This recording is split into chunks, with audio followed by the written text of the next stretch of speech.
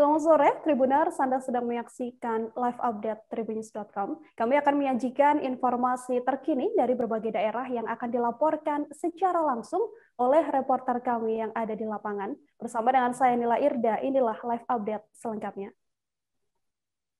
Kita awali live update kali ini dengan informasi pertama, Tribuners. Menko Polhukam Mahfud MD diketahui menggelar jumpa pers tentang hasil rapat dengan Presiden Joko Widodo mengenai hasil kajian Undang-Undang ITE. Konferensi pers tersebut diagendakan digelar di kantor Kemenko Polhukam Jakarta sekitar pukul 15 waktu Indonesia Barat. Untuk mengetahui bagaimana informasi terkini terkait kabar tersebut, telah tersambung bersama saya wartawan Tribun Jakarta, Gita Irawan, yang akan memberikan informasinya pada Anda. Halo, selamat sore, Gita. Selamat sore, Nila.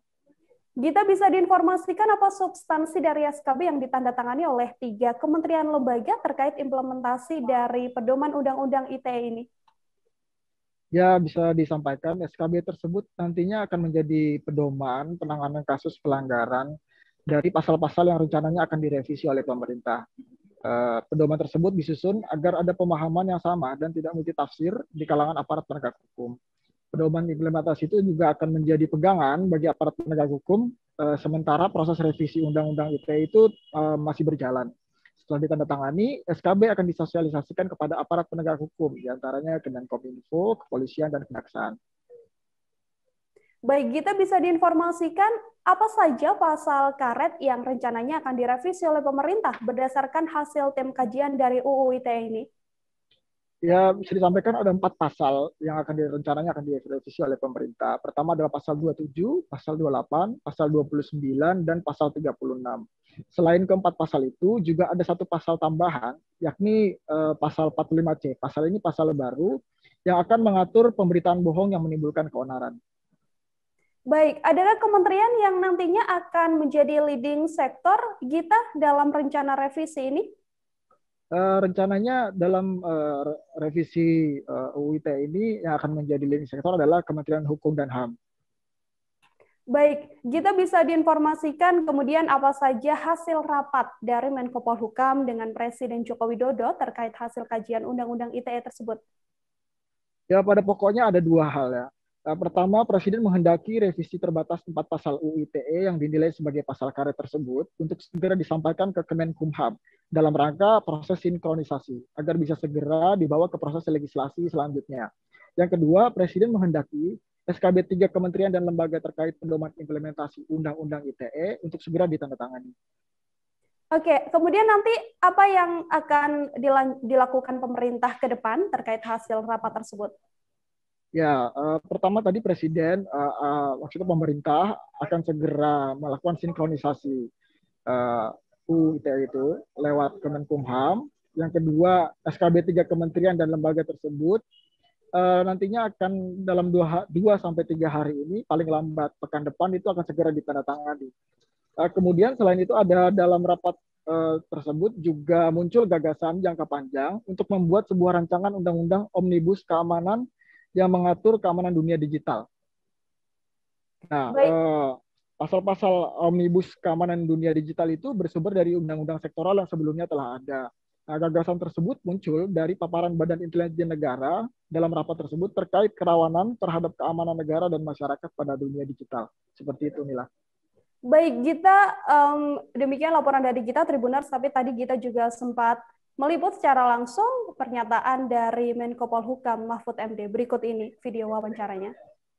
Kepada Presiden dan sudah disetujui untuk dilanjutkan. Pertama, revisi terhadap Undang-Undang ITE akan dilakukan revisi terbatas yang menyangkut substansi. Ada 4 pasal yang akan direvisi, itu pasal 27, pasal 28, pasal 29, dan pasal 36. Ditambah 1 pasal 45 45C, pasal 45C itu tambahannya. Itu semua untuk satu menghilangkan multitafsir, menghilangkan pasal karet, dan menghilangkan kriminalisasi yang kata masyarakat itu banyak terjadi, kata masyarakat sipil ya, itu banyak terjadi itu diskriminasi, kriminalisasi. Kita perbaiki ya, kita beritahu ujaran kebencian itu apa. Misalnya mendistribusikan, sekarang ditambah mendistribusikan dengan maksud diketahui umum. Kalau mendistribusikan, ngirim sendiri, saya kepada saudara ngirim secara pribadi, saya ini terkurung di sini, itu tidak bisa dikatakan pencemaran, tidak bisa dikatakan laporan ke presiden, dan ini nanti akan dimasukkan melalui proses legislasi, akan dikerjakan oleh Kemenkumham. Untuk apa? Untuk penyerasian atau untuk sinkronisasi itu, dan dimasukkan ke proses legislasi berikutnya. Adapun yang SKB tadi, yang pedoman kriteria implementatif ada 3 nanti yang akan berdatangan, 1 Kapolri, 2 Jaksa Agung, yang ketiga Menkominfo. Baik Tribuners, demikian laporan langsung dari wartawan tribunnews.com Gita Irawan terkait konferensi pers yang digelar oleh Menko Polhukam Mahfud MD. Gita, terima kasih banyak atas laporan Anda. Selamat bertugas kembali. Baik Tribuners, kita beralih ke informasi selanjutnya. Informasi selanjutnya terkait update PPDB online yang dilakukan di Jakarta. Tahap penerimaan peserta didik baru di DKI Jakarta ini diketahui telah dibuka pada 7 Juni 2021. Tribuners, PPDB ini dibuka untuk jenjang SD, SMP hingga SMA berdasarkan peraturan yang memang telah dikeluarkan oleh Gubernur DKI Jakarta Anies Baswedan.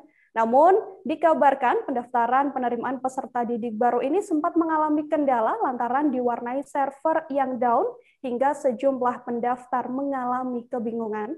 Untuk mengetahui bagaimana informasi terkininya, bergabung bersama saya wartawan Tribun Jakarta ada Rizky Hidayat. Halo Rizky, selamat sore. Sore Nila. Rizky, bisa diinformasikan apa masalah yang memang terjadi pada PPDB DKI Jakarta tahun ini? Baik Nila, berdasarkan informasi yang telah saya himpun dari Gubernur DKI Jakarta Anies Baswedan mengatakan bahwa ada 2 masalah PPDB online yang dialami, yaitu pertama adalah masalah gangguan teknis aplikasi dan sinkronisasi data. Dan imbasnya, pendaftaran siswa baru sempat ditutup sementara pada Senin sore dan pagi tadi atau Selasa. Dan kini Gubernur DKI Jakarta Anies Rashid Baswedan memastikan masalah itu telah terselesaikan dan masyarakat bisa kembali mengakses portal PPDB online. Namun meskipun proses sistem PPDB online ini telah diperbaiki, namun warga Jakarta Utara mengalami masih kesulitan untuk mengakses PPDB online, seperti yang dialami orang tua calon peserta didik baru bernama Menik Indriyanti, berusia 30 tahun, mengalami kesulitan saat mendaftarkan 2 orang anaknya di masa PPDB DKI Jakarta 2021 ini. Nah, warga Kelurahan Rawabadak Selatan, Koja Utara ini merasa heran ketika mendapati informasi dari website ppdb.jakarta.go.id bahwa data yang diinputnya tidak sinkron. Padahal, kata Menik, dirinya telah memasukkan data seutuhnya dan sebenar-benarnya tanpa ada kesalahan penulisan. Dan Menik mengatakan bahwa melalui warung internet dirinya memasukkan namanya itu sudah bisa. Namun saat diantar oleh petugas yang didampinginya itu tidak dapat mengakses PPDB tersebut. Dan di tulisan merahnya itu dia mengatakan ada nama putranya di kartu keluarganya, namun tidak dapat mengakses. Seperti itu, Nila.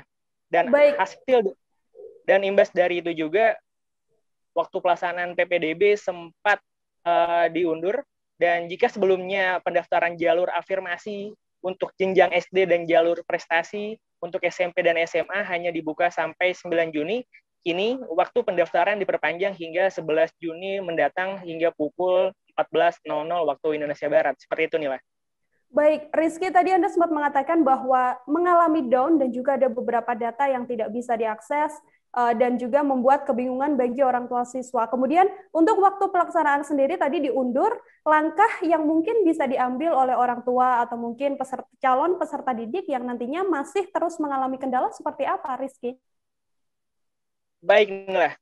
Contoh kasusnya, jika orang tua masih merasa kebingungan untuk menanyakan bagaimana proses PPDB online untuk putra-putrinya, maka dapat, contohnya di Jakarta Pusat, maka dapat mendatangi posko PPDB atau posko 1 dan posko 2 itu di Jakarta Pusat ada di gedung sekolah SMK 27, letaknya di dekat Pasar Baru, Jakarta Pusat. Lalu posko kedua itu berada di SMA 30.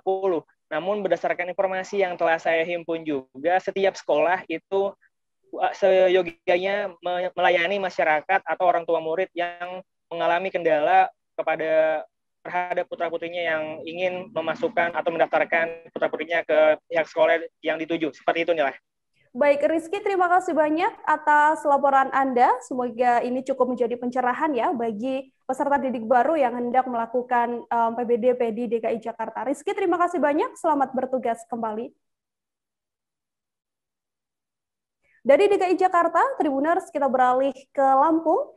Kecelakaan lalu lintas diketahui terjadi di Lampung ini antara truk versus truk, dan kecelakaan ini diketahui menyebabkan dua truk saling bersenggolan antara Colt Diesel dengan nomor polisi BE8720NX dengan truk trailer BE9411BEI. Untuk mengetahui bagaimana informasi lebih lengkapnya, bergabung bersama saya di sebelah sana ada wartawan Tribun Lampung, ada Joviter yang akan memberikan informasi pada Anda. Halo, selamat sore, Joviter.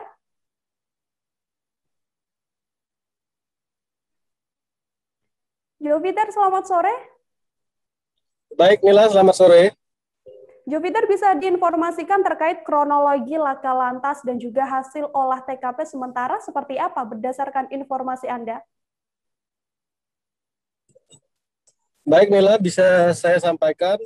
Dari hasil olah TKP sementara dari Satlantas Polres Sawaran, kecelakaan diduga dikarenakan truk pengangkut gabah dengan plat nomor BE8720NX menghindari sebuah lubang yang ada di jalan tersebut. Di waktu bersamaan datang truk trailer sehingga pengemudi Colt Diesel ini tidak dapat mengendalikan laju kendaraan. Diketahui juga Colt Diesel ini menabrak bagian tangki minyak trailer tersebut. Baik, Joviter, bisa diinformasikan terkait kecelakaan ini bagaimana kondisi sopir dan juga karnetnya, apakah ada korban jiwa atau hanya luka-luka atau seperti apa? Ya, baik, Mila. Untuk Colt Diesel sendiri dikendarai oleh Wawan, warga Lampung Tengah, dan trailer yang terlibat juga itu dikendarai oleh Yunadi. Untuk kondisi keduanya dikabarkan hanya mengalami luka ringan. Untuk Wawan mengalami luka di bagian lengan kanan dan kaki di bagian kanan. Awalnya Wawan sempat dikabarkan mengalami patah tulang, namun tenaga medis setempat memastikan itu hanya luka lecet biasa karena mengalami pembengkakan. Dua truk yang mengalami kecelakaan ini apakah kemudian mengganggu arus lalu lintas? Joviter, kemudian bagaimana pengaturan arus lalu lintas di lokasi pasca kecelakaan ini? Baik, Nila, kecelakaan yang diperkirakan sekitar pukul 11 itu sempat menyebabkan kemacetan. Diperkirakan kemacetan bisa mencapai panjang 1 km. Namun, polisi setempat sigap melakukan evakuasi, kurang lebih sekitar 30 menit, kedua mobil yang terlibat kecelakaan sudah bisa dievakuasi ke pos laka Teginanang. Baik, terima kasih banyak Joviter untuk informasi Anda. Selamat bertugas kembali. Baik, Tribuners, kita jeda sejenak. Kami akan kembali seusai jeda, tetap di live update. Oke, apa kabar Bang Ariski di sini untuk strateginya? Kalau saya sendiri di Jumip 37 ini yang semalam baru mulai, apa yang saya dirasakan udah Kopernita? sebenarnya aku nggak ngerasa itu penangkapan atau penggerbegan atau apapun itu, karena gitu posisinya aku kriteria. Jadi kita mengenal disebut dengan stroke yang tidak berdarah dengan stroke yang berdarah. Stroke yang tidak berdarah itu biasanya ditandai dengan adanya penyumbatan. Kalau itu terjadi di sini mungkin pikirnya tidak ke situ kali ya, tapi kalau di Korea atau di Kamboja itu ada beberapa paper yang saya itu mas ya dulunya tukang koran. Oh gitu ya, tukang koran ya, saya baca itu Pak. Tuh kan pernah baca kan ya. Jadi kalau saya jadi pangdam itu udah bersyukur banget si anak ini dijadikan sebagai tersangka begitu ya. Kalau ini kita bicara yang di luar kasus Sebongombo ya, dengan nama hujan shower, di mana terdapat batas jelas antara daerah hujan dan tidak hujan yang biasanya terjadi pada fase awal mature stage atau tahap berbahaya itu Kang. Jadi mulai artinya terjadinya perlembekan. Nah itu untuk penetrasi akan sulit gitu ya. Dok, saya ini menurut saya memang tidak mudah, bukan urusan tanah diambil. Kalau misalnya Amerika Serikat sekarang, Rasulullah mengatakan dalam sebuah hadis bahwa berpuasa di 6 hari Syawal itu Ada kembali menyaksikan live update bersama dengan saya, Nila Irda. Kita beralih ke informasi selanjutnya dari Bangkalan Madura, Tribuners. Tingginya kasus COVID-19 terjadi di Pulau Madura setelah libur Lebaran 2021. Untuk mengantisipasi lonjakan kasus COVID-19 tersebut, Polres Pelabuhan Tanjung Perak, Surabaya diketahui melakukan penyekatan di checkpoint pintu jembatan Suramadu di sisi Surabaya. Untuk mengetahui informasi terkini di lokasi, bergabung bersama saya wartawan Tribun Jatim ada Firman Rahman di lokasi. Halo Firman. Halo Ila. Firman, selamat sore. Bisa diinformasikan bagaimana kondisi penyekatan di Suramadu saat ini? Ya, terima kasih. Saat ini memang masih berlangsung penyekatan yang dilakukan oleh petugas gabungan 3 pilar dari kepolisian, pemerintah kota maupun TNI, tepatnya di depan pintu keluar akses Kabupaten Suramadu arah Surabaya. Sampai saat ini terhitung hari ketiga, petugas telah melakukan swab test antigen terhadap para pengendara yang berasal dari Madura menuju ke Surabaya. Setidaknya ada sekitar 7.049 warga Madura yang kemudian dilakukan swab test antigen seperti itu. Baik, kemudian untuk selanjutnya ketika sudah ada yang dilakukan swab antigen dan ada yang dinyatakan reaktif hingga positif COVID-19, langkah selanjutnya akan seperti apa? Baik, seperti data yang sudah diberikan oleh pihak pemerintah kota, dari di antara para warga Madura yang mendapatkan hasil reaktif, mereka akan dibawa ke rumah sakit darurat di wilayah Bangkalan maupun wilayah Surabaya untuk kemudian dilakukan tes swab PCR. Kemudian jika hasilnya positif, maka akan dirujuk ke rumah sakit rujukan yang ada di Surabaya. Setidaknya ada sekitar 15 rumah sakit yang telah menjadi rujukan COVID, diantaranya ada RS Haji, kemudian RS Unair, RS Sutomo dan sebagainya. Seperti itu. Gila. Baik, Firman, apakah sudah ada data pasti hingga saat ini berapa jumlah warga yang dilakukan tes swab antigen atau mungkin warga yang sudah dinyatakan positif COVID-19 dari penyekatan yang dilakukan oleh pihak kepolisian? Sampai saat ini, hingga hari ketiga ini, total yang dilakukan swab test antigen ada sekitar 7.049 warga Madura, yang kemudian hasilnya 141 itu reaktif, dan hasil tes swab PCR ada sekitar 53 orang dinyatakan positif, selebihnya ada 11 orang yang kemudian menunggu hasilnya. Seperti itu. Baik, Firman, sudahkah ada keterangan untuk berapa lama penyekatan yang dilakukan di Jembatan Suramadu ini? Informasi yang kami himpun di lapangan itu, penyekatan ini masih akan terus berlangsung, setidaknya 2 pekan ke depan. Seperti itu nih. Baik, Firman, terima kasih banyak atas laporan Anda. Selamat bertugas kembali, selalu jaga kesehatan. Masih terkait informasi COVID-19, Tribuners di Bogor, Jawa Barat, 2 puskesmas diketahui harus diberhenti atau ditutup sementara lantaran adanya kasus positif COVID-19. Selain melakukan pemberhentian sementara aktivitas, begitu pelayanan kesehatan juga ditutup dan juga lokasinya digembok oleh pihak terkait. Terkait penutupan ini, tidak ada aktivitas apapun yang dilakukan oleh pihak terkait, baik di halaman kantor maupun di dalam kantor puskesmas. Penutupan ini memang diketahui buntut adanya seorang tenaga kesehatan yang diinformasikan positif COVID-19.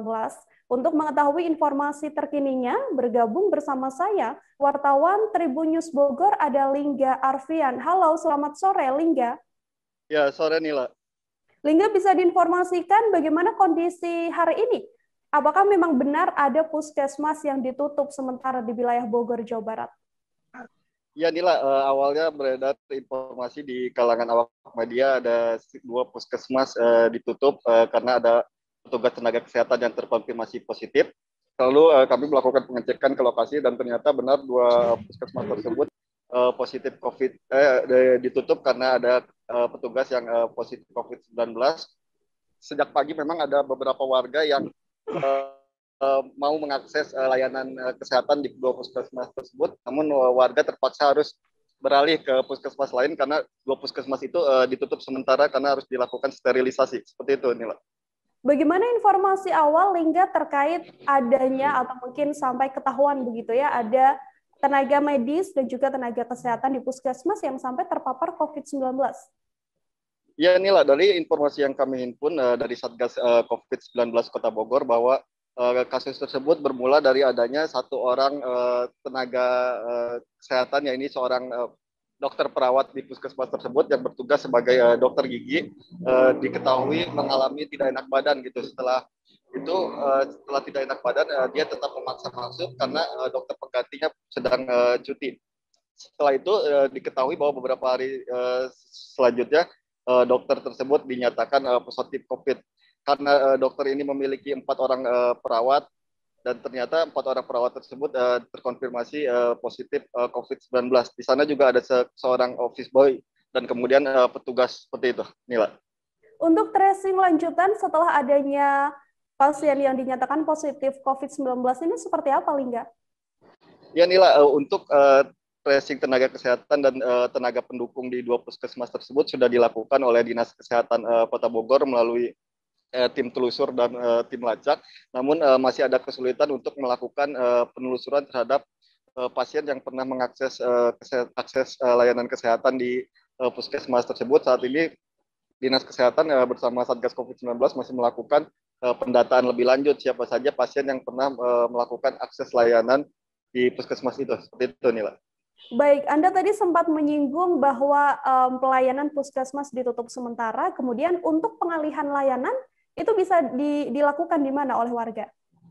Ya Nila, memang ada penutupan 2 puskesmas sementara, namun layanan warga masih bisa mengakses layanan kesehatan di 2 kelurahan yang berbeda, ya, ini Kelurahan Mekarwangi dan Kelurahan Kedung Badak. Memang untuk mengakses layanan ke 2 puskesmas tersebut, warga harus menempuh jarak yang lebih jauh karena 2 puskesmas tersebut berada di wilayah kelurahan yang berbeda, seperti itu.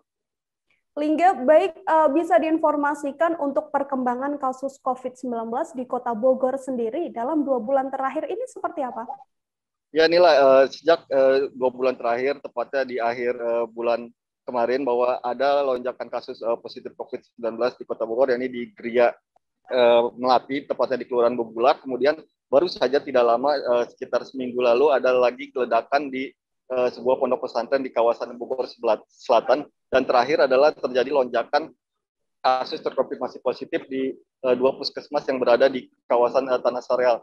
Kasus ini memang menjadi yang terbesar di Kota Bogor sejak adanya pandemi COVID-19.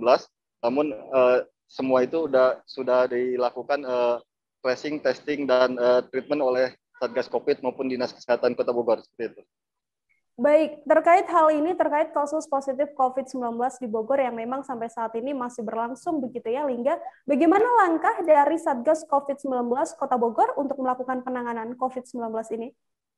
Ya, untuk meredam adanya penyebaran lebih luas, Satgas COVID-19 Kota Bogor terus melakukan sinergitas gitu, baik dari berbagai instansi maupun OPD yang ada di Kota Bogor. Kemudian Satgas juga melakukan PPKM mikro di wilayah, yaitu artinya karantina wilayah di wilayah yang diketahui ada positif. Di situ dilakukan karantina wilayah, artinya tidak semua orang bisa mengakses keluar masuk di wilayah tersebut. Saat tadi juga Satgas COVID-19 melakukan rapat bersama untuk penanganan COVID-19 agar tidak terjadi lonjakan.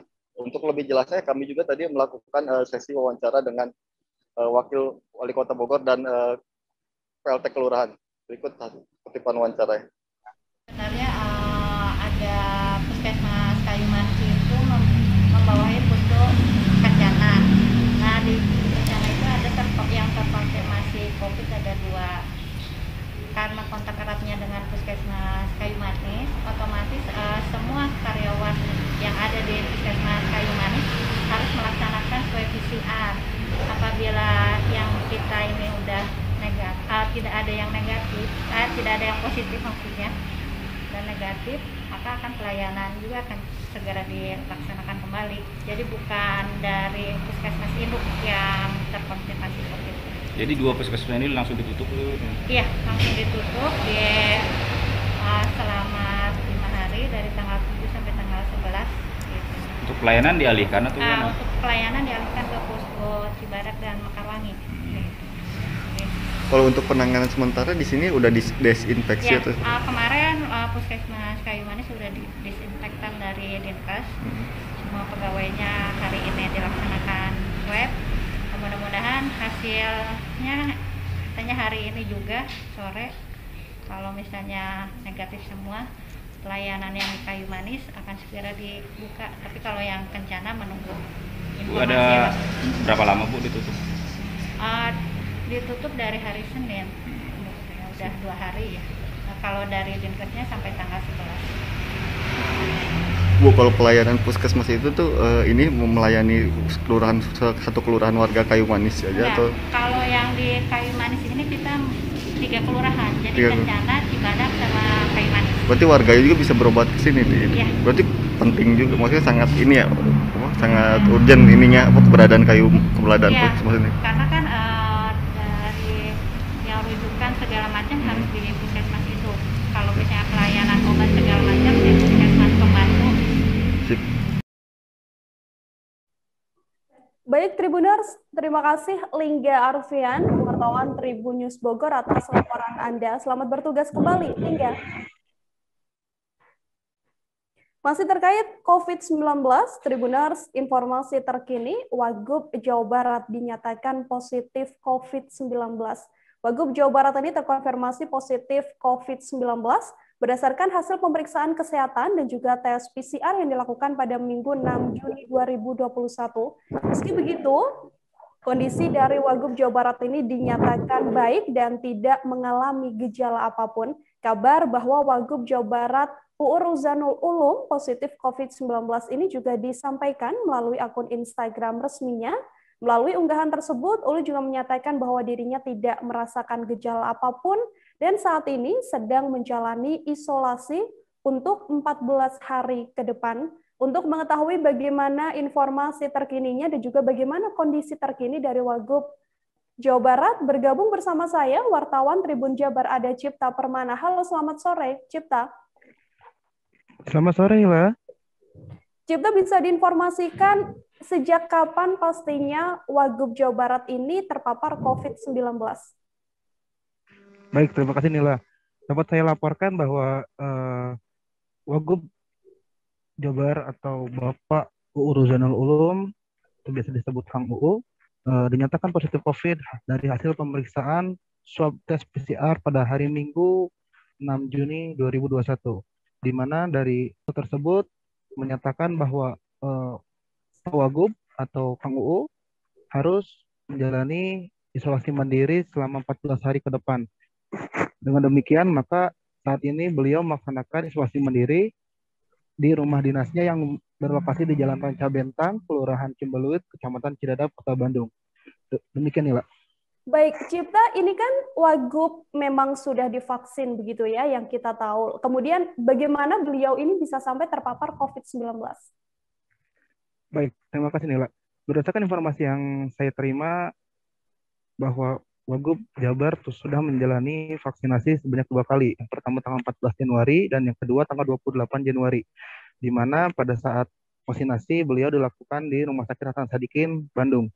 Namun berdasarkan keterangan yang kami dapatkan juga bahwa seiring kepadatan aktivitas yang dilaksanakan oleh Pak Wagub sendiri, selain di Bandung juga ada di beberapa daerah lainnya, sehingga beliau terpapar positif COVID karena padatnya aktivitas, termasuk juga adanya perilaku abai mungkin ya, yang disebutkan oleh beliau sendiri bahwa beliau selama 5 atau 6 hari yang lalu sempat abai terhadap prokes, sehingga beliau mengakui bahwa dari situlah dugaan beliau terpapar COVID-19 sampai saat ini.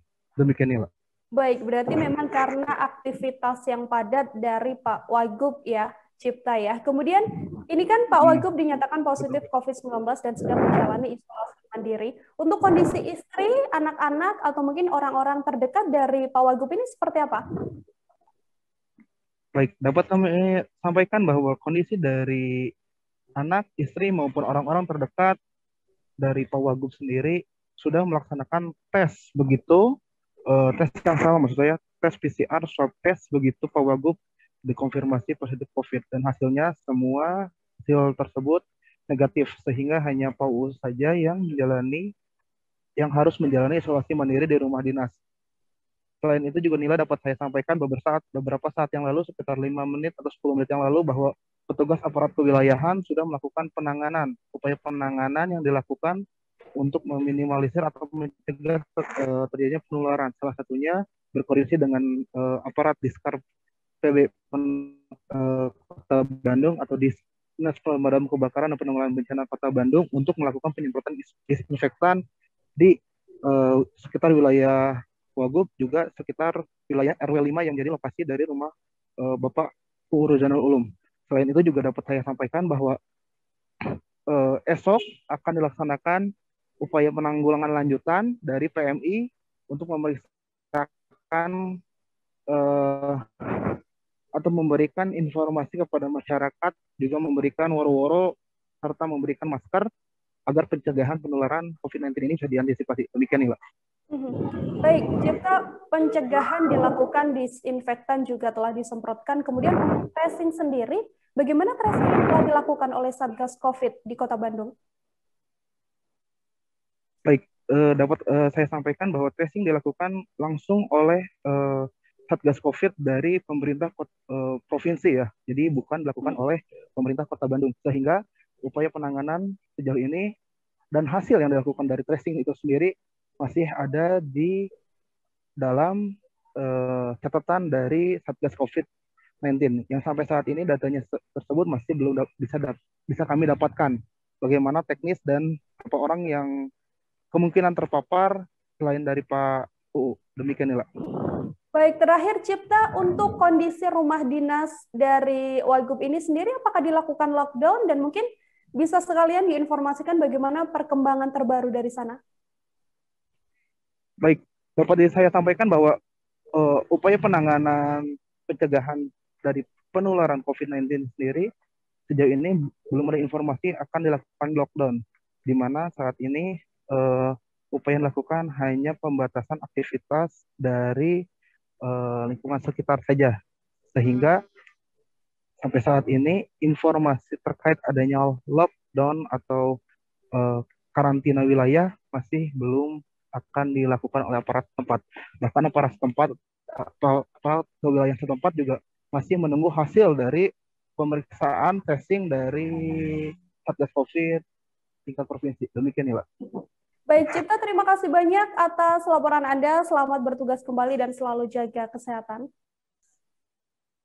Sementara itu, Tribuners, kita beralih ke informasi selanjutnya dari Pekanbaru. Dinas Kesehatan Kota Pekanbaru diketahui menarik sejumlah vaksin COVID-19 dari 28 rumah sakit dan juga puskesmas di Kota Pekanbaru. Penarikan vaksin tersebut diduga lantaran adanya ketidakcocokan data yang seharusnya ada pada sistem monitoring. Terkait adanya penerima vaksin dan juga data tersebut, Dinas Kesehatan Kota Pekanbaru sendiri telah melakukan penarikan terhadap beberapa dosis vaksin dan dilakukan evaluasi lanjutan terkait hal ini. Untuk mengetahui informasi terkininya, tersambung bersama saya ada Fernando Sikumbang, wartawan Tribun Pekanbaru. Halo, Fernando. Oke, sore Nila.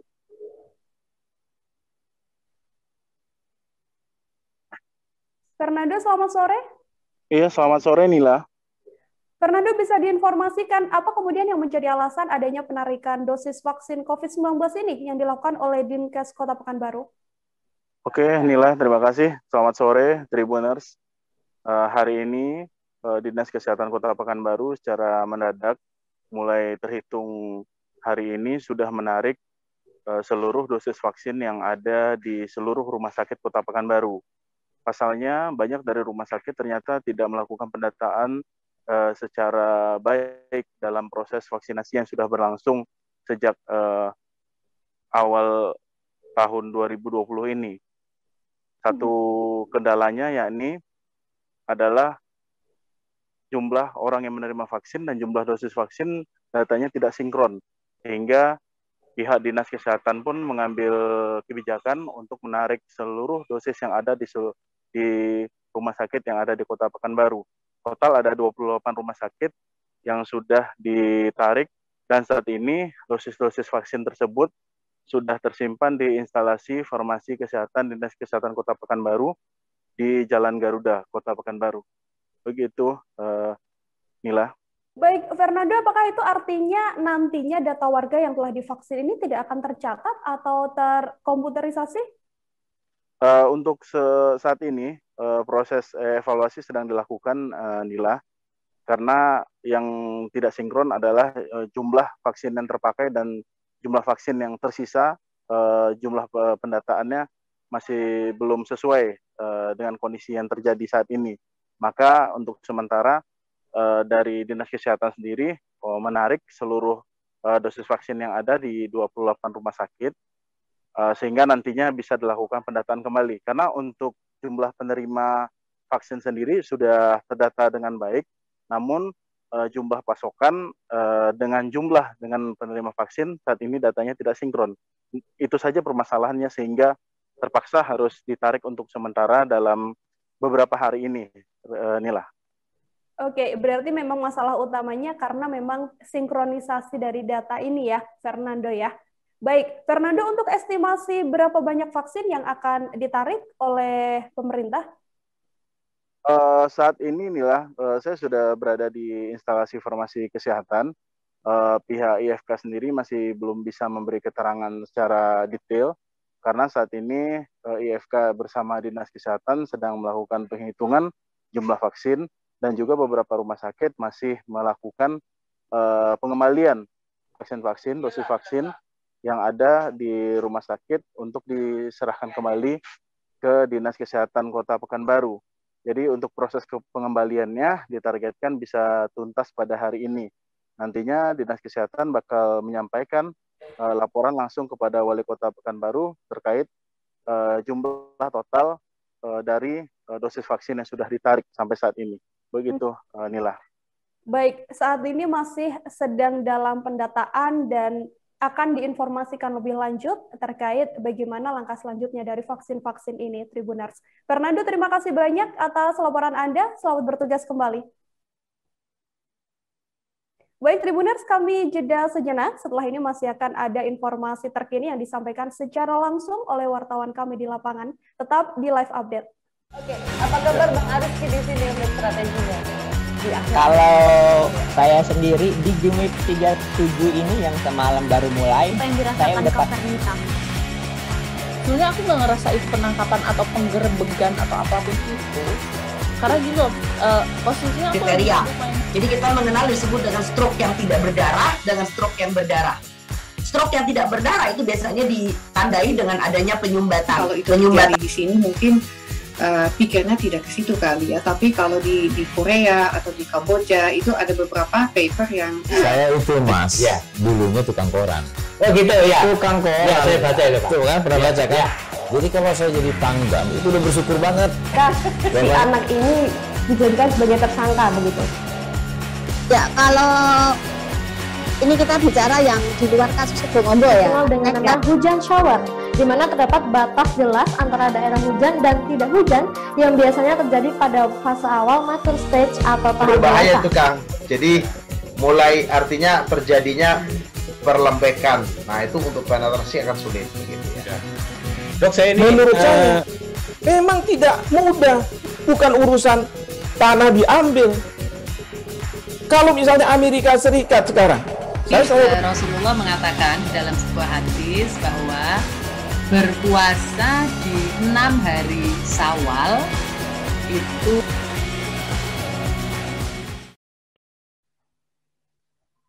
Anda masih menyaksikan live update bersama dengan saya, Nila Irda. Kita beralih ke informasi selanjutnya. Tribuners dari Medan, seorang wanita yang merupakan sopir taksi online asal Medan diketahui ditemukan tewas di kawasan Gunung Salak, Kecamatan Nisam, Kabupaten Aceh Utara. Korban diketahui berangkat dari Medan untuk mengantar penumpang ke Aceh pada 3 Juni 2021 lalu. Dari laporan pihak kepolisian, korban ini diduga merupakan korban pembunuhan. Untuk mengetahui bagaimana informasi terkininya, tersambung bersama saya wartawan Tribun Medan, ada Goklas Wisli. Halo, selamat petang, Goklas. Ya, selamat sore Nila. Saat ini saya masih berada di Balai Pesemayaman wanita supir taksi online asal Medan yang ditemukan tewas di Aceh Utara. Nah, adapun sebenarnya wanita supir taksi online ini bernama Chiu Yat Hao, itu berumur 58 tahun, warga Jalan Metal, di Gang Budi, lingkungan 18, Kelurahan Tanjung Mulia, Kota Medan, Sumatera Utara. Baik, Goklas bisa diinformasikan untuk kronologi penemuan jasad korban dan juga keterangan dari pihak kepolisian terkait kasus ini seperti apa?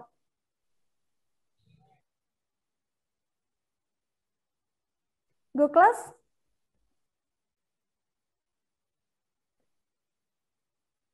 Halo Goklas, bisa mendengar suara saya? Oke, iya Nila. Nah, kalau penemuan korban diketahui jasad Chiu Yat Hao ini ditemukan di jurang kawasan Gunung Salak, Desa Alue, Kecamatan Nisam Antara, Aceh Utara pada hari Minggu tanggal 6 Juni 2021 sekitar pukul 4 sore. Nah, pada saat itu Chiu Yat Hao itu ditemukan oleh warga setempat, yakni bernama Abdul Hasim, berumur 40 tahun saat hendak membuang air kecil. Nah, pada saat itu korban ditemukan dengan kondisi luka berada di kepala dan wajah diduga akibat hantaman benda tumpul. Nah, adapun pada sampai saat ini keterangan kepolisian dari Kapolres Aceh Utara AKBP Eko Hartanto menjelaskan mengatakan bahwa pihaknya masih mendalami berbagai fakta yang ada di lapangan. Namun Eko enggan sampai saat ini menjelaskan lebih lanjut beberapa saksi yang diperiksa. Dari hasil penyelidikan polisi, diketahui korban itu berangkat dari Kota Medan pada hari Kamis, tanggal 3 Juni 2021 lalu. Nah, pada saat itu penumpang itu memesan taksi online tanpa menggunakan aplikasi, dan besar kemungkinan memang pelaku ini menelepon langsung korban menggunakan seluler. Sampai saat ini, dugaan sementara kepolisian, korban Chiu Yat Hao ini menjadi korban pembunuhan dan perampokan. Dan sampai saat ini, kepolisian pun terus mendalami kasus ini dan melacak sosok penyewa terakhir supir taksi online tersebut. Baik, terkait keterangan dari pihak kepolisian, apakah memang sudah diketahui identitas atau mungkin ciri-ciri atau mungkin keterangan lebih detail terkait terduga pelaku dalam kasus ini?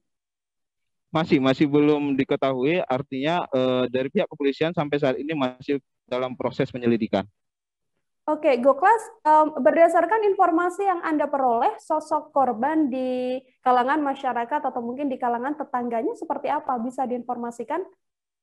Nah, sebenarnya kalau dari informasi yang sudah dihimpun dari beberapa tetangga dan warga-warga sekitar, korban ini adalah ibu dari satu orang anak yang masih mau ke SMA, dan dia dikenal sebagai wanita yang tangguh, menjadi tulang punggung keluarga, menjadi supir dan sekaligus sebagai pemungut botot yang ada di sekitar lokasi rumahnya. Baik, Goklas, untuk jasad sendiri saat ini memang berdasarkan informasi yang saya peroleh telah disemayamkan di rumah duka. Untuk selanjutnya bagaimana yang akan dilakukan untuk pemakaman mungkin atau hal lain terkait jasad dari korban ini sendiri? Nah, selanjutnya jasad dari korban itu akan dikuburkan pada hari Kamis ke depan. Dan sampai saat ini memang di kondisi Balai Pesemayam banyak keluarga-keluarga dan kerabat-kerabat dari korban yang datang untuk memberikan belasungkawa terhadap keluarga yang sudah ditinggalkan. Baik, Goklas, terima kasih banyak atas informasi Anda terkait kasus pembunuhan ini. Terima kasih, selamat bertugas kembali, Goklas. Terima kasih. Baik, Tribuners, kita beralih ke informasi selanjutnya. Kita bergeser ke Sukoharjo di wilayah Jawa Tengah. Di sana sudah bergabung bersama kami wartawan Tribun Solo, ada Azwar yang akan memberikan informasi terkait pengemudi ojek online yang mengalami insiden pembegalan di kawasan Sukoharjo. Azwar, selamat sore. Iya, baik, selamat sore, Nila. Azwar, bisa diinformasikan pada Tribuners terkait kasus pembegalan yang dialami oleh seorang driver ojek online ini, kronologinya seperti apa? Baik, Nila, memang untuk kronologi dari aksi begal yang menimpa seorang driver ataupun ojek online terjadi pada malam hari, tepatnya pukul 00 waktu Indonesia bagian Barat, atau pada hari ini, tanggal 8 Juni 2021, yang dimana untuk aksi begal ini dilakukan oleh seorang customer ataupun pelanggan dari driver ojek online itu sendiri. Dan memang ini menimpa salah satu seorang warga Klaten yang memang saat itu tengah melakukan pencarian nafkah dengan mencari driver di kawasan Baki, Sukoharjo. Dan memang untuk kronologinya sendiri memang berawal dari orderan yang dilakukan oleh seorang tersangka yang saat ini masih dicari oleh pihak kepolisian, kemudian juga sudah dilakukan dalam aksinya itu di kawasan lokasi yang cukup sepi. Bisa dilihat di layar televisi ataupun di layar YouTube Anda, untuk kondisi jalanannya memang bisa dikatakan jika malam hari sangatlah sepi sehingga membuat aksi yang dilakukan oleh tersangka ini melayangkan aksi nekatnya melakukan pembegalan kepada driver, Nila. Untuk identitas dari korban sendiri seperti apa, Azwar, bisa diinformasikan? Untuk identitas dari seorang driver sendiri bernama Yadi Harjo, di mana memang diketahui beliau adalah seorang driver Gojek online yang memang merupakan korban dalam aksi tersebut, dan memang untuk profil sendiri dari korban ini memang sudah saat ini dilakukan otopsi dan sudah dibawa dan dilarikan ke rumah sakit setelah kejadian.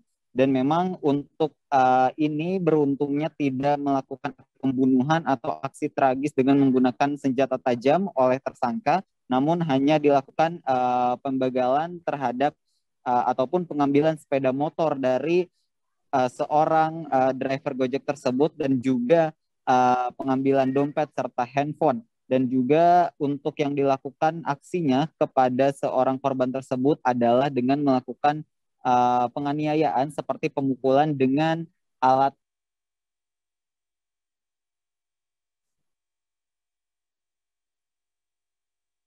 ujung dari helm itu sendiri.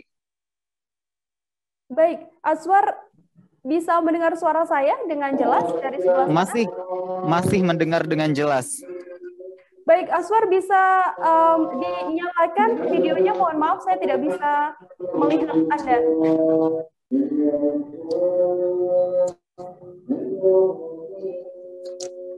Baik, Tribuners, kita terputus dengan Azwar yang hostnya disable.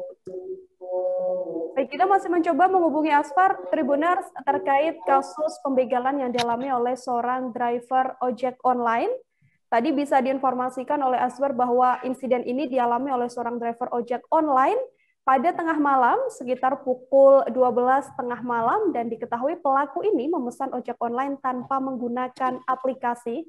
Tidak hanya dibegal, berdasarkan informasi yang dilaporkan oleh Azwar, korban juga turut dianiaya oleh pelaku pembegalan ini. Setelah aksi tersebut, korban memang diketahui langsung membuat laporan ke pihak kepolisian dan juga membuat laporan ke Polsek setempat. Korban dikabarkan mengalami syok dan juga trauma pasca aksi pembegalan ini. Kita masih berusaha menyambungkan dengan Azwar, wartawan Tribun Solo, terkait kejadian sudah ini. Terhubung? Baik, Nila, Aswar. apakah mendengar suara saya? Baik, saya bisa mendengar suara Anda. Aswar, bisa diinformasikan untuk tersangka sendiri dari informasi yang tadi sempat Anda laporkan. Apakah saat ini tersangka sudah berhasil diamankan oleh pihak kepolisian? Untuk tersangkanya sendiri memang saat ini sedang dilakukan proses pencarian atau untuk tersangka masih dicari oleh pihak kepolisian. Dalam hal ini adalah Polsek Baki Sukoharjo, di mana memang beberapa olah TKP sudah dilakukan dari pihak kepolisian, dan memang saat ini juga tadi dikatakan oleh Kapolsek Baki sendiri, Ibtu Azhar Ilham mengatakan bahwa memang pihaknya masih melakukan penelusuran karena memang untuk tersangkanya sendiri belum bisa ditemukan karena memang masih dalam pencarian atau masih melakukan proses penelusuran.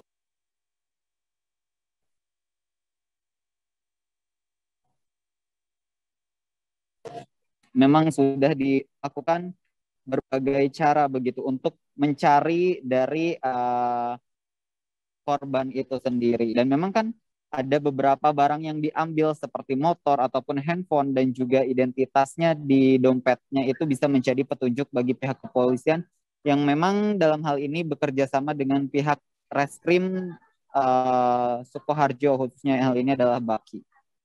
Oke, Aswar, kisah dari korban ini juga viral di media sosial, kemudian mengundang banyak simpati dari warganet, dan ada juga yang kemudian melakukan donasi pada korban. Informasi terkait hal tersebut seperti apa?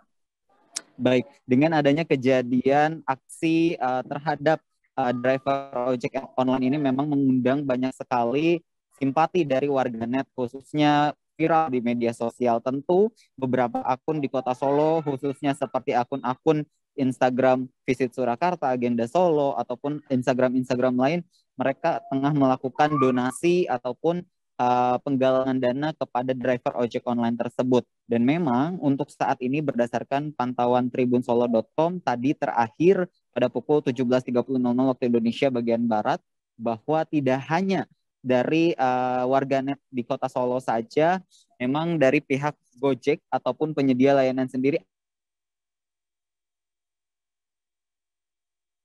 akan memberikan asuransi kepada mitra driver yang telah terdampak dalam hal ini adalah kecelakaan seperti itu. Dan memang tadi dari kitabisa.com yang memang sudah terkumpul, tadi saya melihat sekitar kurang lebih 1,5 juta rupiah dari warganet. Dan itu memang bukan pure dari Gojek, namun memang kita juga masih akan terus mengupdate seperti apa atau apa saja. Tentu yang jelas dengan adanya kejadian ini mengundang banyak sekali atensi dari masyarakat, khususnya masyarakat Kota Solo dan Solo Raya. Nila.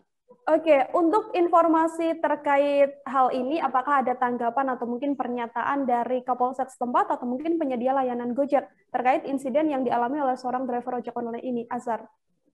Untuk tanggapan sendiri dari Kapolsek Baki dalam hal ini tadi saya sudah sampaikan bahwa hal ini semoga tidak kejadian terulang kembali, karena memang dalam hal ini adalah kejadian yang tidak hanya terjadi satu kali, bahkan dirinya mengatakan bahwa di Sukoharjo ini sebelumnya juga ada aksi penganiayaan terhadap wanita ketika dinyatakan sedang melakukan pencarian rezeki seperti itu menggunakan driver Gojek online. Dan juga Gojek saat ini masih dikonfirmasi atau memang masih melakukan pendalaman-pendalaman. Memang di tahun ini juga ataupun di bulan ini juga diketahui ada 2 aksi sama seperti sebelumnya di Yogyakarta. Jadi memang dari pihak Gojek juga memang sudah menyatakan bahwa dirinya akan memberikan asuransi kepada pihak mitra, khususnya dalam hal ini driver yang menjadi korban dalam adanya kecelakaan aksi pembegalan dari seorang tersangka yang memang sampai saat ini belum diketahui ataupun masih dicari pihak kepolisian. Dan tentu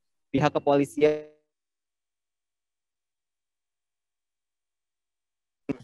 Reskrim Sukoharjo sendiri dirinya akan segera menemukan tersangka dan akan memberikan sanksi kepada tersangka yang tentu harus setimpal dengan apa yang dilakukan kepada korban. Nila. Baik, tadi Aswar, Tribuners juga telah mewawancarai pihak terkait insiden pembegalan yang dialami oleh seorang driver ojek online ini. Berikut liputannya untuk Anda. Izin Komandan menanyakan mengenai kasus pembegalan yang menimpa salah seorang driver ojek online di Kecamatan Baki. Untuk saat ini bagaimana proses perkara tersebut ya?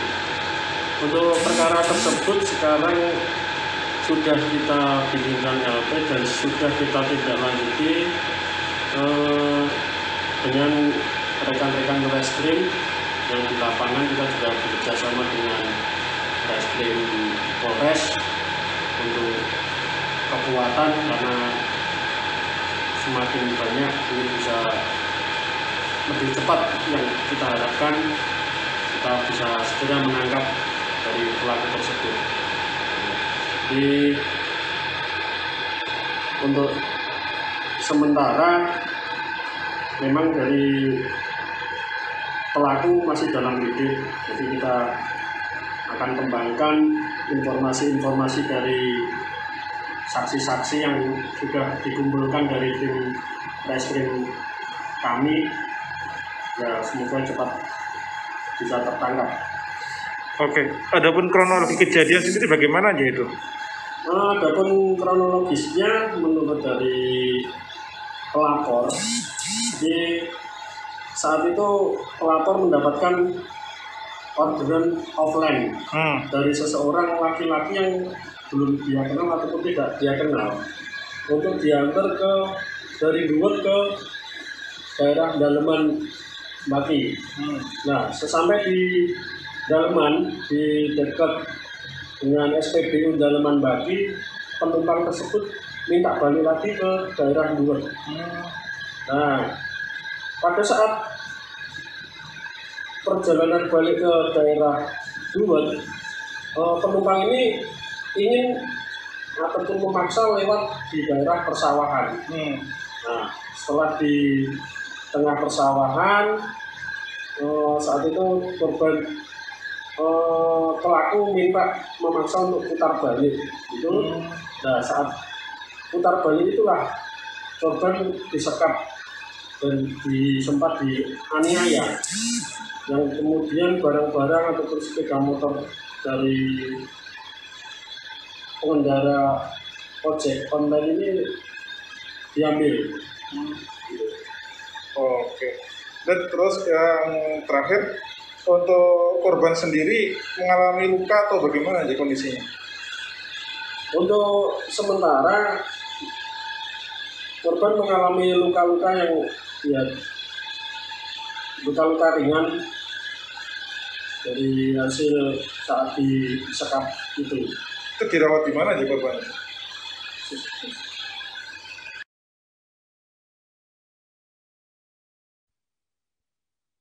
Baik Tribuners, demikian laporan dari wartawan Tribun Solo terkait insiden pembegalan yang dialami oleh seorang driver ojek online. Kita beralih ke informasi selanjutnya dari Bangka Belitung. Sudah bergabung bersama saya wartawan Bangka Pos, ada Dedi Marjaya di lokasi terkait insiden dibobolnya ATM di sebuah swalayan di Megamart Kota Sungai Liat, Kabupaten Bangka. Halo, selamat sore. Selamat sore Mbak Nila. Dedi, bisa diinformasikan untuk kondisi terkini pasca pembobolan ATM ini seperti apa? Ya, pasca pembobolan ATM di Megamart Sungai Liat Kabupaten Bangka, saat ini belum banyak aktivitas yang dilakukan di sana. Karena di lokasi masih di polis line oleh polisi dalam rangka masih dalam penyelidikan. Begitu Mbak Nila. Baik, untuk kerugian dan juga kondisi di TKP sendiri seperti apa, Dedi bisa diinformasikan? Ya, di ruang ATM Megamart ini ada sebanyak 4 ATM, mesin ATM milik 4 bank. Antara lain Bank BRI, Bank BNI, Bank Sumsel Bubble, dan Bank BCA. Namun dari 4 bank ini hanya 2 ATM yang berhasil dibobol oleh pelaku. Antara lain milik Bank BRI dan Bank BNI 46. Kemudian dari 4 mesin ini semuanya dalam kondisi rusak, namun untuk Bank BCA dan Bank Sumsel Bubble gagal diambil uang tunainya. Begitu Mbak Nila. Baik, Dedi bisa diinformasikan untuk keterangan dari pihak kepolisian dan mungkin sudah sejauh mana pengungkapan untuk kasus ini? Ya, untuk saat ini tim Buser Polres Bangka beserta dibantu oleh di backup oleh tim Jatan Ras Polda Bangka Belitung juga terus melakukan penyelidikan, termasuk memeriksa CCTV baik di lokasi kejadian maupun milik masyarakat sekitar. Sejumlah informasi dari CCTV ini juga masih didalami oleh pihak kepolisian dan beberapa saksi maupun orang yang dicurigai sempat diamankan. Namun hingga saat ini pelaku belum terungkap. Begitu Mbak Nila. Baik, Dedi bisa diinformasikan juga untuk kronologi singkat mungkin kejadian hingga pembobolan ATM yang dilakukan oleh para pelaku ini. Ya, kejadian ini terjadi pada Jumat dini hari di mana di dalam rekaman CCTV tampak terlihat ada empat pelaku dan kemungkinan di luar juga masih ada pelaku lainnya, di mana 4 pelaku ini secara bergantian melakukan pengerusakan atau pembobolan ATM dengan cara memblender menggunakan las mini yang menggunakan tekanan gas tabung LPG 3 kg, Mbak. Kemudian dari penyusuran itu juga terlihat bahwa para pelaku adalah pelaku-pelaku yang profesional karena mereka begitu tenangnya melakukan tindakan pembobolan, di mana pembobolan itu terjadi sekitar pukul 3 dini hari dan mereka selesai membobol membobol ATM itu pukul 4 dini hari. Mereka keluar dengan berhasil membobol 2 mesin ATM dengan jumlah kerugian uang tunai hampir 400 juta, Mbak. Begitu, Nila. Baik, kerugian hampir 400 juta dan diduga dilakukan oleh pelaku profesional. Tribuners, tadi wartawan kami, Dedi, juga sempat melakukan wawancara dengan pihak terkait. Berikut liputannya untuk Anda. ATM Ajungan dan Tunai Mandiri dibobol oleh ini, Bang. Izin penjelasannya, Bang. Jadi tadi pagi kita tadi dapat informasi terkait pembobolan ATM di Megamall ya. Megamart ya kan. Di Megamart tersebut ada 4 ATM dari BCA, Bank Sumsel, BRI sama BNI. Ya kan. Dari 4 itu 2 yang berhasil dibobol, punya BRI sama BNI. Kerugian kalau nggak salah yang satunya sekitar kurang lebih 200 juta, yang satunya lagi sekitar 194 juta lah, kurang lebih seperti itu. Nah, ini kita masih melakukan lidik. Tadi cara pembobolannya berdasarkan dari CCTV yang kita dapatkan itu dengan menggunakan las, anggota kami sementara masih melakukan olah TKP, lidik di sana. Kita masih dalamin, ya kan, siapa aja. Memang di situ tadi kita sampaikan ada penjaga, ya, ada penjaga yang biasanya standby di situ. Cuman tadi menurut pengakuannya katanya sekitar jam 2-an itu yang bersangkutan pulang, gitu. Karena katanya biasanya ramai. Nah, ini di sini kita masih juga mencari informasi, keterangan-keterangan saksi yang ada di TKP, karena kalau kita lihat itu cukup lama ya, cukup lama waktunya. Kita masih cari ini juga rangkaian dari CCTV di seputaran daerah sana. Mudah-mudahan ada petunjuk terkait dengan pelaku ini. Kita pun tadi juga sudah koordinasikan juga dengan pihak lapas, maka ada kemarin ada narapidana dengan pembobolan ini, tinggal belum ada informasi. Dan tadi kita dapatkan dari rekaman CCTV tersebut kendaraan yang digunakan oleh tersangka, walaupun plat nomornya belum terbaca.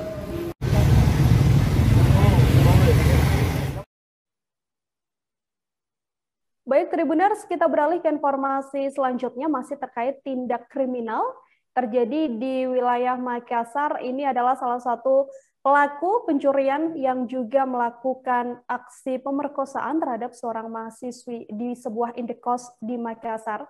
Selain merampok, pelaku ini juga memang diketahui melakukan aksi pemerkosaan dan dikabarkan bahwa pelaku tidak hanya beraksi di satu lokasi saja, namun telah beraksi di beberapa TKP berbeda di Makassar.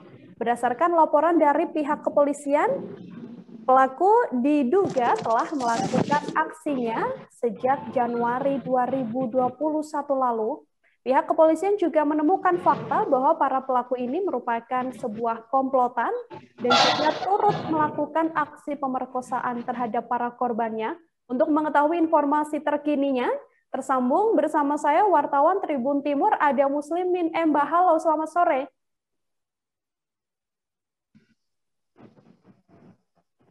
Selamat sore, Nila. Muslimin, selamat sore. Bisa diinformasikan untuk kronologi dan juga pengungkapan kasus perampokan sekaligus pemerkosaan yang dialami oleh seorang mahasiswi di Makassar ini seperti apa?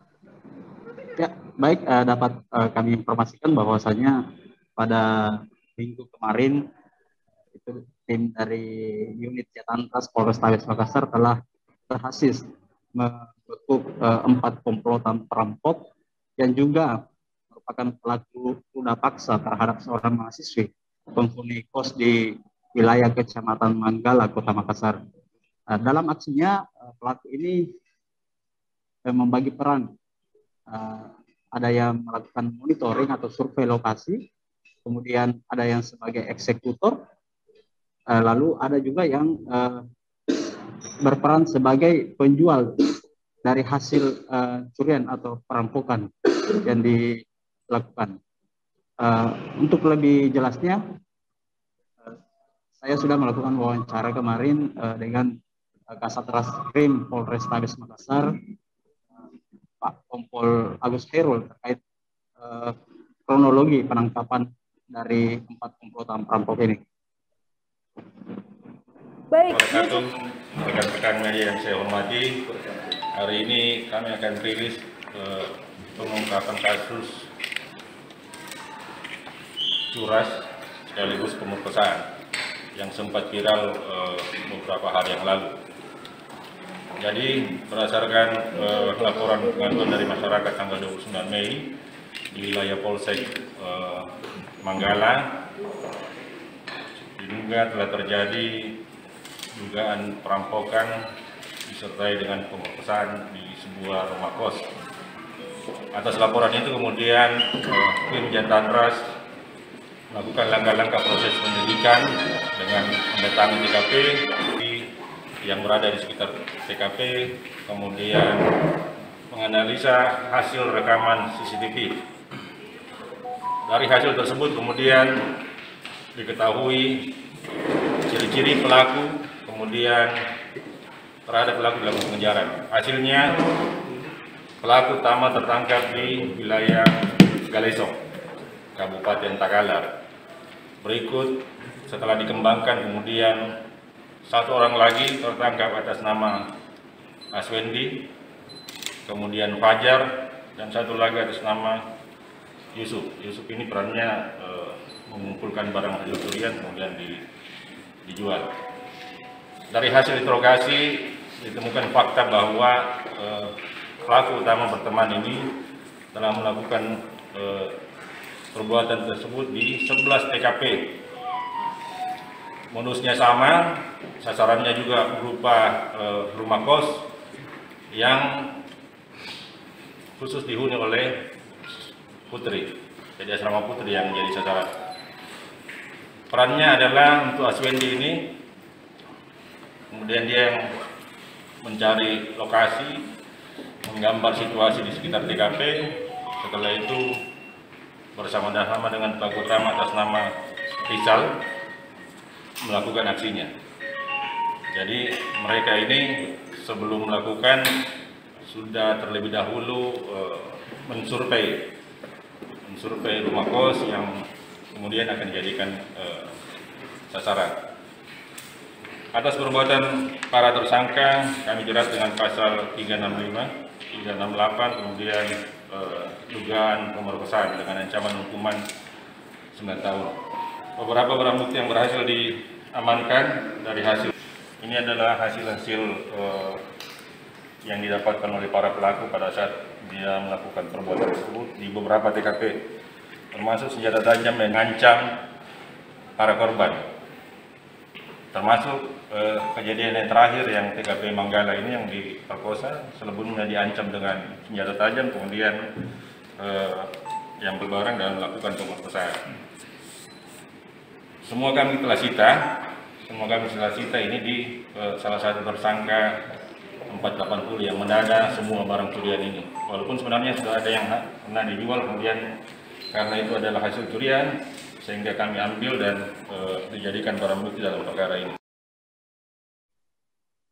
Masih dengan wartawan Tribun Timur, Muslimin Emba, Tribuners terkait pengungkapan kasus perampokan dan juga pemerkosaan yang dilakukan oleh seorang pria hingga videonya viral pada saat itu dan juga terekam kamera CCTV. Muslimin bisa diinformasikan mungkin pada Tribuners, apakah benar memang pelaku ini adalah sebuah komplotan dan sudah melakukan aksinya di beberapa wilayah yang berbeda? Ya, baik Nila, dapat kami informasikan bahwasanya sepak terjang dari 4 komplotan ini itu sudah berlangsung beberapa bulan terakhir.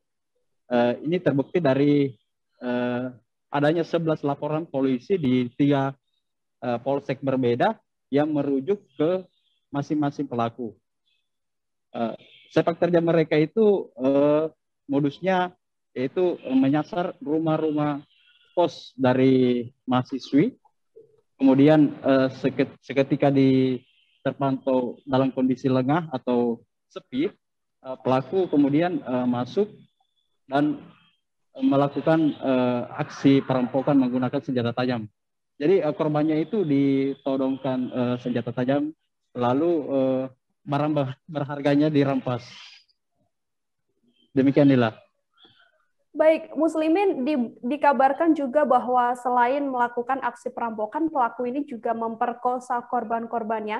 Dari beberapa TKP, apakah memang baru kejadian yang terakhir ini pelaku melakukan aksi pemerkosaan atau sebelumnya juga sudah pernah melakukan aksi pemerkosaan?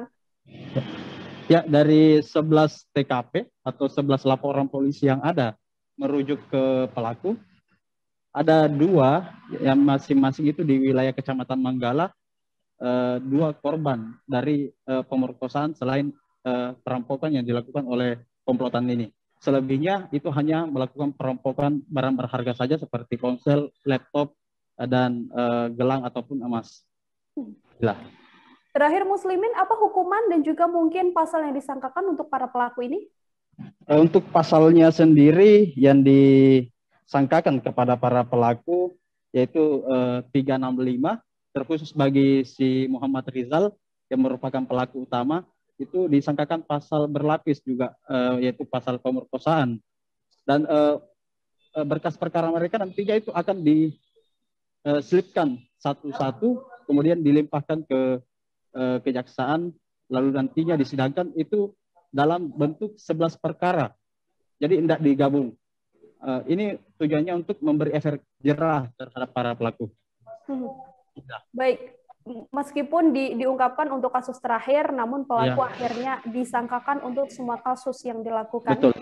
Baik, terima kasih banyak Muslimin Emba, wartawan Tribun Timur atas laporan Anda. Selamat bertugas kembali.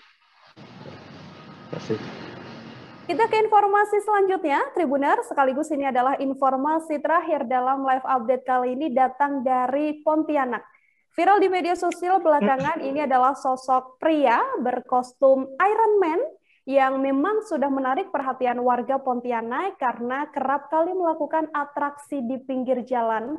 Sosok tersebut berjoget dan juga membawa speaker sembari menghibur masyarakat yang melintas di jalan raya. Di balik aksinya ini juga diinformasikan pria Iron Man ini nyatanya sedang berusaha keras untuk mengumpulkan uang demi menghidupi keluarganya. Untuk mengetahui informasi terkininya, bergabung bersama saya ada Ferry, wartawan Tribun Pontianak. Halo, selamat petang Ferry.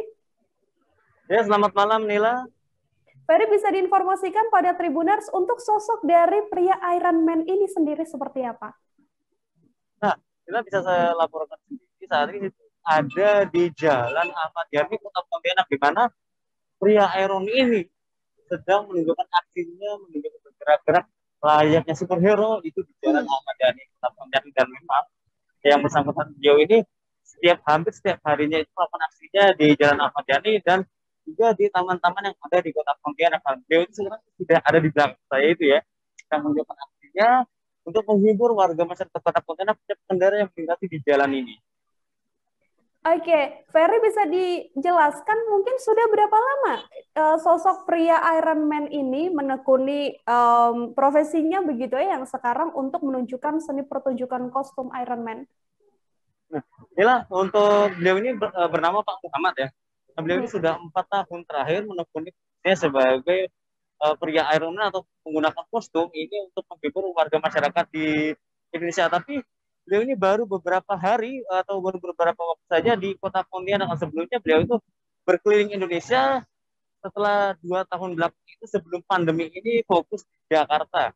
Nah, karena pandemi, karena di Jakarta itu beliau agak kesulitan untuk melakukan menghibur karena banyak sekali pembahasan aktivitas di sana. Jadi beliau ini berkeliling Indonesia untuk mencari penghidupan, merantau di wilayah Indonesia, dan salah satunya itu sekarang ini ada di Kota Pontianak beliau.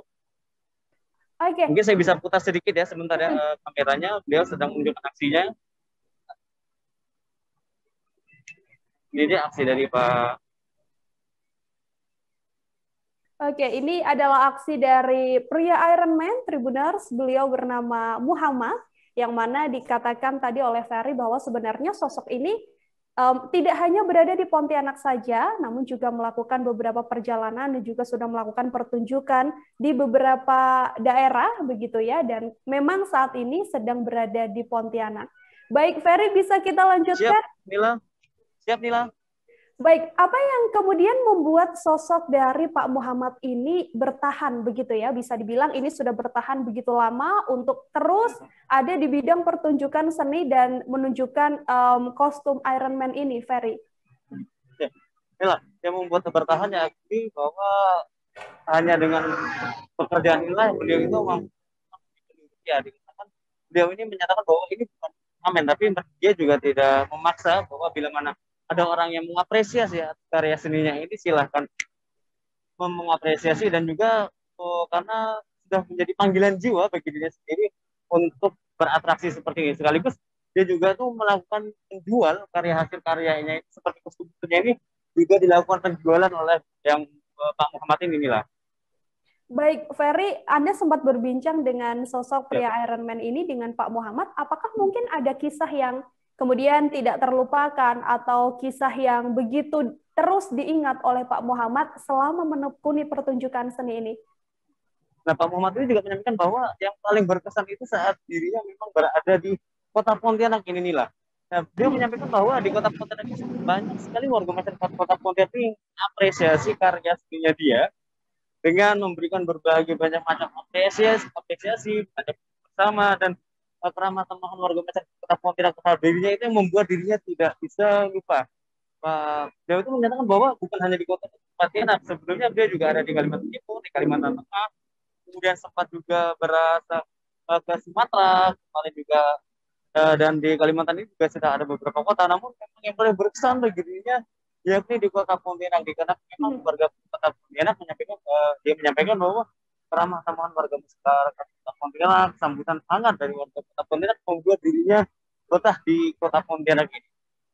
Oke, meskipun berkeliling ke beberapa kota, namun Kota Pontianak adalah kota yang menurut Pak Muhammad adalah kota yang paling menyenangkan, begitu ya, Ferry. Oke, apakah memang ada hal yang ingin dicapai atau mungkin rencana ke depan begitu ya oleh Pak Muhammad yang sampai dia menekuni bakat atau mungkin menekuni pertunjukan ini sampai beberapa tahun lamanya? Nah, ada satu hal yang memang Pak Muhammad ini ingin capai dalam semasa hidupnya menjadi karya ini ya. Dia itu menyampaikan bahwa ingin mewariskan ilmu-ilmunya ini kepada warga masyarakat yang ada di berbagai daerah nih lah. Karena dia menyampaikan bahwa setiap dia mengunjungi satu kota dan ke kota lain, beliau itu selalu menularkan ilmu-ilmunya ini ke warga masyarakat yang lain. Bagaimana caranya tentang membuat kostum dan lain sebagainya. Hingga bila mana ada seperti anak-anak jalanan, kemudian memang membutuhkan ilmunya, dia juga siap berbagi. Nah, itulah tujuan utamanya dia itu untuk terus berkarya agar bisa mendapatkan seperti amal jariah, seperti itu. Targetnya seperti itu nih lah. Untuk semakin banyak warga masyarakat itu yang bisa belajar membuat kostum dan juga bermanfaat dan mendapatkan hasilnya. Baik, apa yang terakhir, Ferry mungkin bisa dijelaskan pada Tribuners ketika memang banyak masyarakat yang melihat sosok Pak Muhammad ini, adakah mungkin hal-hal yang dilakukan oleh masyarakat atau mungkin apa reaksi masyarakat dari aksi unik yang dilakukan oleh sosok pria Iron Man ini?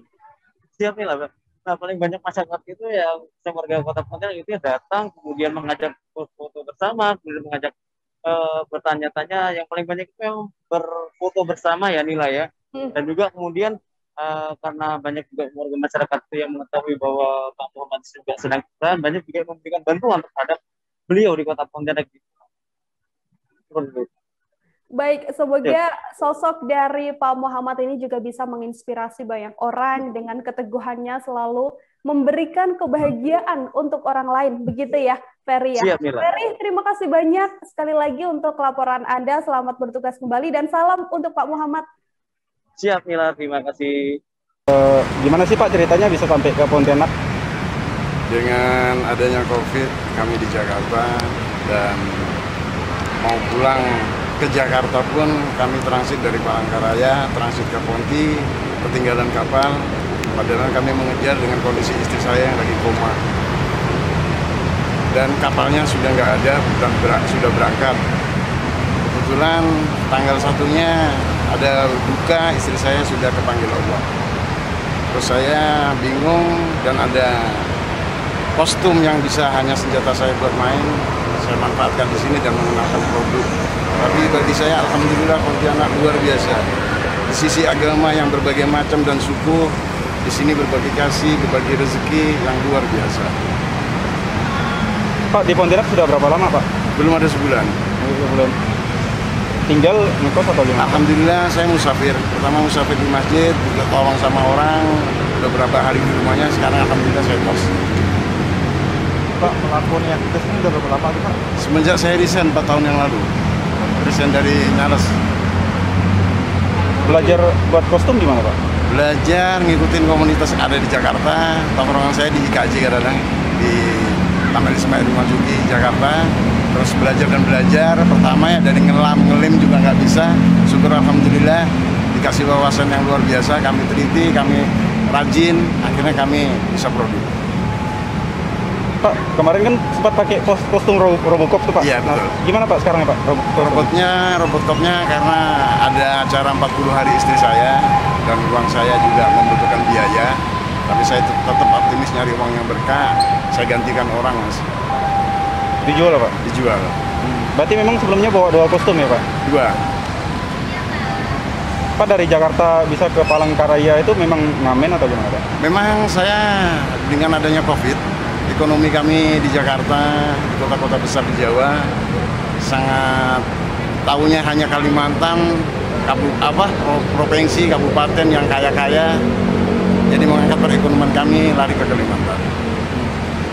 Untuk anak Pak, sekarang di anak sementara ini ikut mertua di Jakarta, di Banten. Berarti ngamen juga untuk kebutuhan anak juga Pak ya? Insya Allah anak saya, insya Allah tahun ini mau tes di Ilham Mahathir Islamic Gontor. Itu cita-cita beliau. Cita-cita almarhum? Cita-cita almarhum ke anak. Almarhum istri sakit apa Pak? Penyempitan saraf otak. Penyempitan saraf otak. Baik Tribuners, informasi terakhir yang cukup menginspirasi dari sosok pria Iron Man, Pak Muhammad, sekaligus menutup live update kali ini. Masih di tengah pandemi, Tribuners, saya dan juga kami, seluruh redaksi Tribunnews.com juga tidak lelah untuk mengingatkan Anda untuk selalu menerapkan protokol kesehatan dimanapun Anda berada, terus memakai masker, mencuci tangan, menjaga jarak, menghindari kerumunan, dan juga membatasi mobilitas dan juga interaksi. Saya Nila Irdal beserta kru yang bertugas, pamit undur diri. Terima kasih dan sampai jumpa. Oke, apa kabar Bang Ariski di sini untuk strateginya? Kalau saya sendiri di Jumip 37 ini yang semalam baru mulai, saya udah sebenarnya aku nggak ngerasa itu penangkapan atau penggerebegan atau apapun itu, karena gitu posisinya aku kriteria. Jadi kita mengenal disebut dengan stroke yang tidak berdarah dengan stroke yang berdarah. Stroke yang tidak berdarah itu biasanya ditandai dengan adanya penyumbatan. Kalau itu terjadi di sini mungkin pikirnya tidak ke situ kali ya, tapi kalau di Korea atau di Kamboja itu ada beberapa paper yang saya itu mas, dulunya tukang koran. Oh gitu ya. Tukang koran. Ya, saya baca itu Pak. Tuh kan, pernah baca kan? Jadi kalau saya jadi Pangdam itu udah bersyukur banget. Si anak ini dijadikan sebagai tersangka begitu.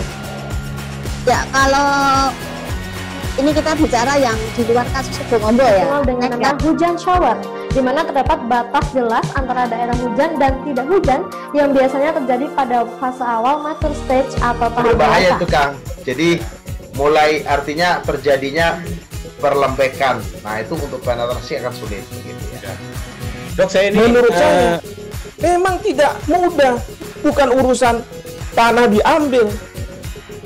Kalau misalnya Amerika Serikat sekarang, Rasulullah mengatakan dalam sebuah hadis bahwa berpuasa di 6 hari Syawal itu. Terima kasih sudah nonton. Jangan lupa like, subscribe, dan share ya.